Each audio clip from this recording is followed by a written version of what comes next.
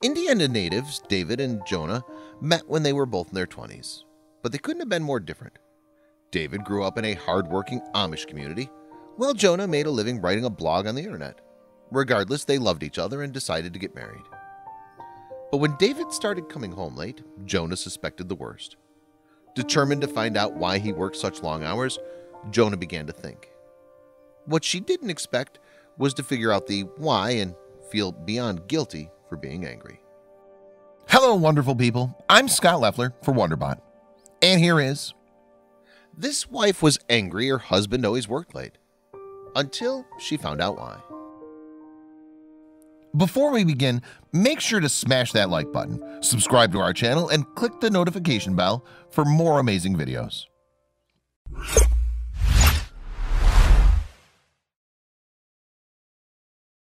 David and Jonah were in their 20s when they met back in the year 2012.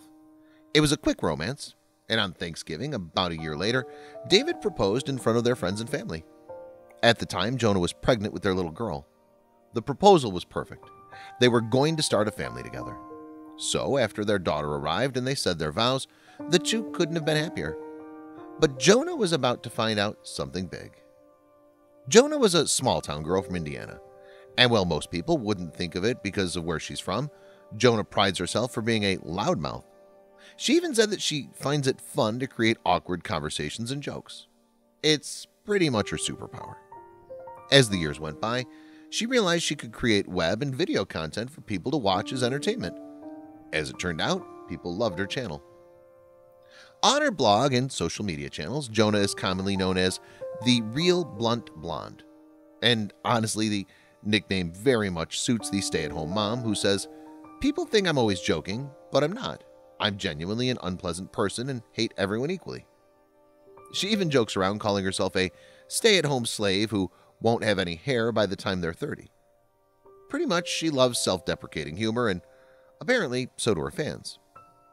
David was also from a rural town, but that's pretty much where the two lovebirds' similarities started and ended. While Jonah was very outspoken, sarcastic, and a jokester, David grew up a bit reserved in an Amish community. He had all the groomsmen wear bow ties to the wedding, something Jonah wasn't exactly thrilled about at the time. She even admitted to exploding when she learned that Amish men don't wear ties. As you can imagine, the two grew up very differently. So how were they going to make it work? Growing up in a Swiss-German Amish community, David was unused to modern technology, learning how to do things the old-fashioned way. Because of this, David and Jonah have very little in common. While David drives a buggy, Jonah admits that she almost drove one into a tree. Due to his upbringing, David is also calmer and serene, while his wife is a wild child, running her mouth on the internet every other day, something he also doesn't fully understand. Nevertheless, both David and Jonah love each other and believe that opposites attract. So they've learned to live with one another, David in the new technology and whirlwind wife, and Jonah with a very old-fashioned husband who doesn't know how to use Google properly.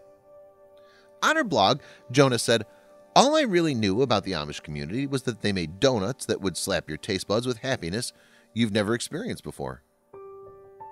With a lot of mommy bloggers in the internet world, it takes a lot for someone to really stand out. Thankfully for Jonah, she had something up her sleeve.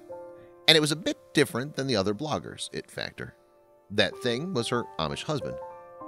What better marketing strategy is there for a newly married couple with an internet blogging wife and a husband who grew up without technology? Was it interesting to the readers? Oh, you better believe it was. With a young daughter, a house to take care of, and maintaining her vast online presence, you can imagine Jonah was very busy and typically on a very tight schedule. And considering David worked out of the house, she was by herself most of the day.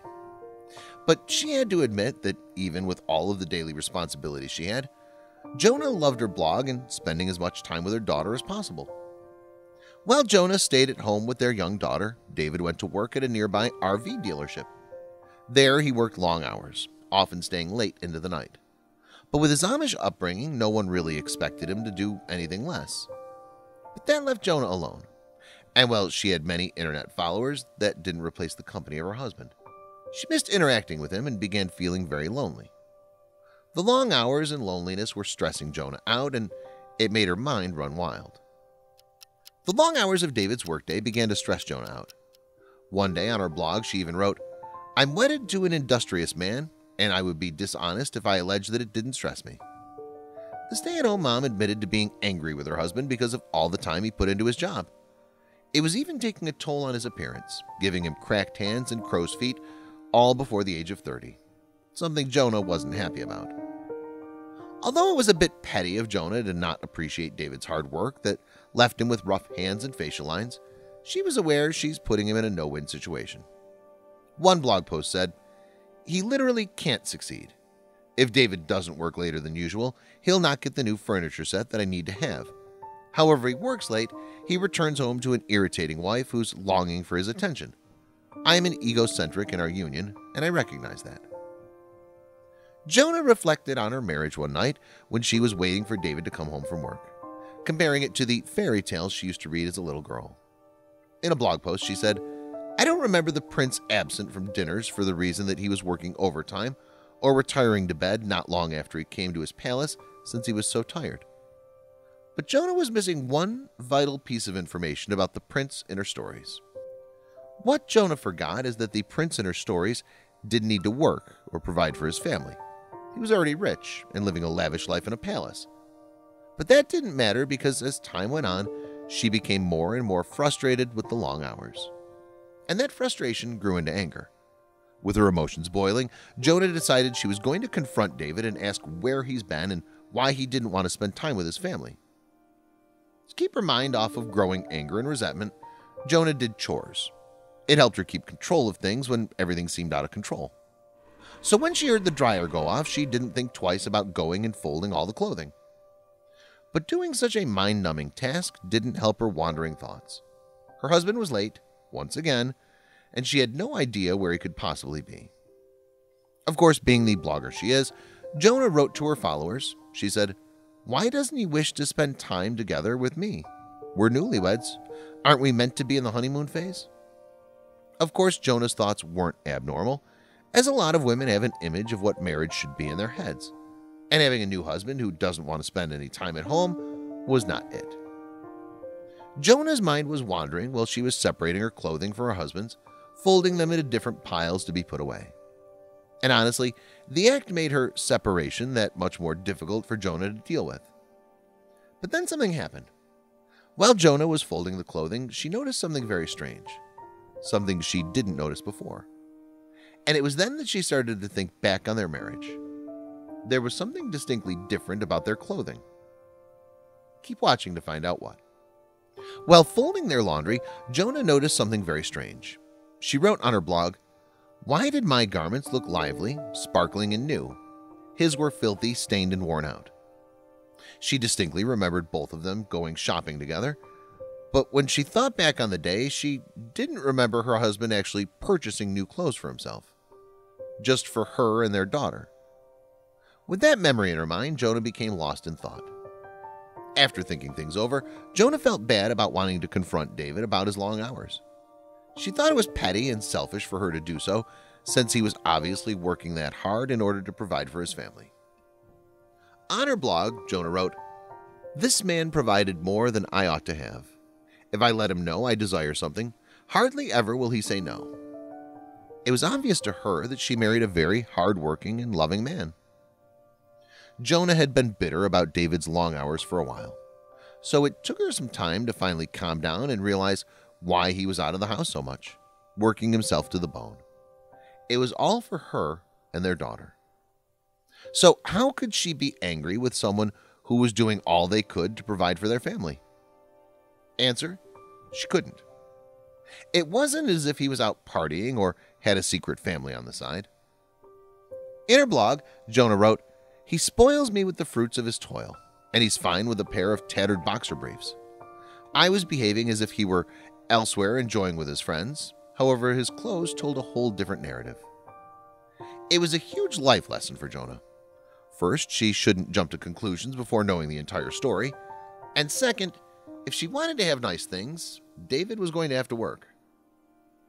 As Jonah continued to think about it, she realized she was acting silly. Of course, David didn't want to work long hours. He'd much prefer to be at home with her and their daughter, helping raise and take care of her. Jonah realized that while she spent every day with their young daughter, David was missing out on the early years of her life. Obviously, he'd rather be at home being a father than at work selling RVs. It was obvious to her now, especially considering he'd never came home in a bad mood. Yes, he might be exhausted, have rough hands, and look like he just put in a 20-hour day, but he was always cheerful, especially when he saw their daughter. In her blog post, Jonah wrote, "His heart is filled with joy the moment he comes through the door, and Delaney rushes to him gleefully, shouting, 'Dada!'" Jonah now understands why he was always working such long hours, and she felt bad for ever doubting him. She also wrote about how he finally has everything he wants in life, saying, "He dreams of being capable of being a man and supply for his new family have come true. David has all he's ever sought after in life." It was with that thought that made Jonah realize she couldn't be mad at David when he comes home from work late. Everything he did was to make a better future for their family. Jonah wrote, "Undoubtedly, I miss him and would like to hang out with him during the week.